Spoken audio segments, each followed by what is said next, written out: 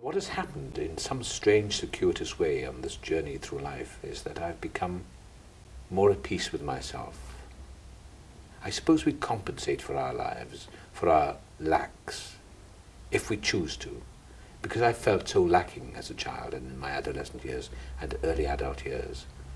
I, through anger, resentment or drive or ambition or whatever, I found my way somehow.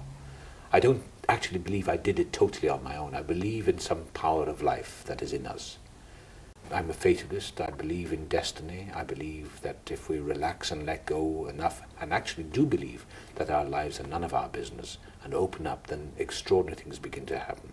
I suppose you're calling them, talking about spiritual surrender of some sort. You know, when we try to, I mean, my agent many years ago, I had an agent once, a very nice chap, but he said, we've got to plan your career. I mean, that sent me running out the door. I mean, you can't plan your life. No, I wouldn't care for that. You know, you make certain choices and you go along, and you chart the rapids and the rocks and the shallows and the depths and so on and so forth. Right. But you can't really control your destiny. You can't really control things. You just have to let go and follow it.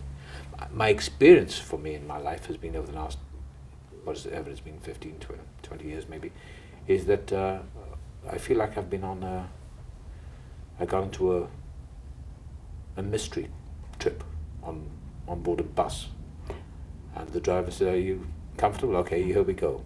And my job is not to drive the bus; it's just to sit there as a passenger and watch. And when you were, say, 15 or 16, and you started acting, you were almost aware then that you were going to end up in movies, weren't you? Well, you know, back in the war years and the post-war years, the cinema was the one thing in one's life, you know.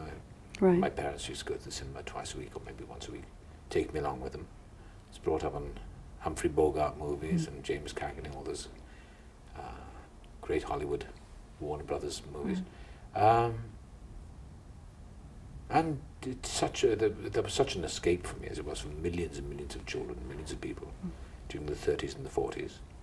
And then, of course, I think Richard Burton did have a big influence in my life. He was the local movie star.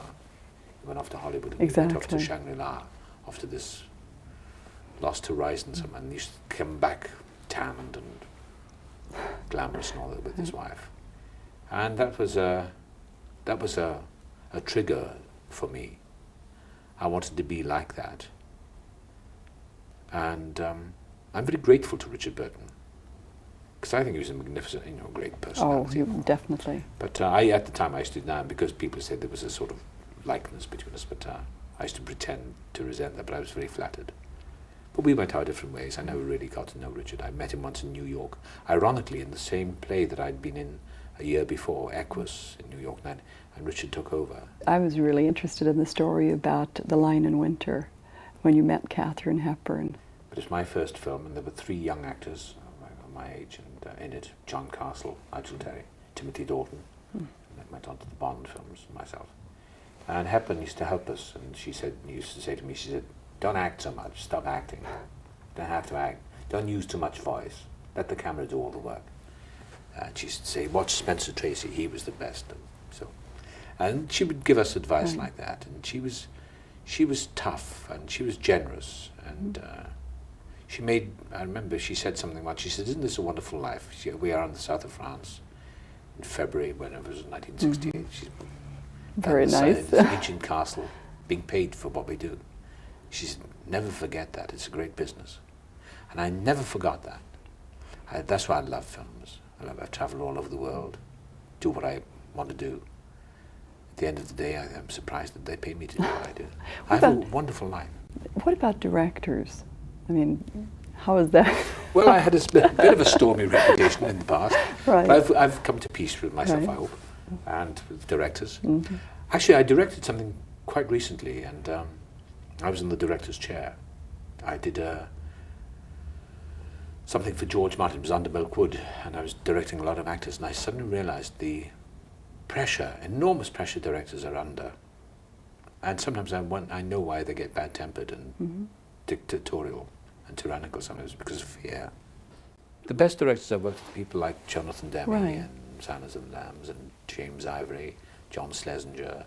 Oh, many. I've worked with Peter Hall, David Hare, the playwright, and although I worked with David twice. I think those directors are terrific. They're the ones who are easy to work with.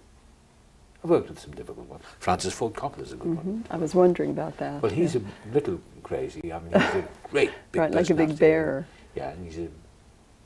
But we throw the word genius around a lot, but I think he is that. He's a creative giant in his way. He's not the easiest man because he's so involved in himself and the whole film. He's not that accessible. But I enjoyed working with him very much. He's a very kind, very generous man. What do you do to relax? I walk a lot. I just walked across Hyde Park. I play the piano a lot. I play the piano. I try to practice piano as much as I can. I read. That's about it, really. But how do you become someone that's so different than yourself? I don't know. I don't know. I mean, like, for example, in Silence of the Lambs, such a totally different character. I read the script, go over the scenes, just read them. Is it a mental thing? Is it? Yes. As you're what reading? happens as I'm going through it, I go over it a lot. I read it. I'll take a section, I'll take a whole scene, and I'll start learning it, just technically learning the lines. And within a very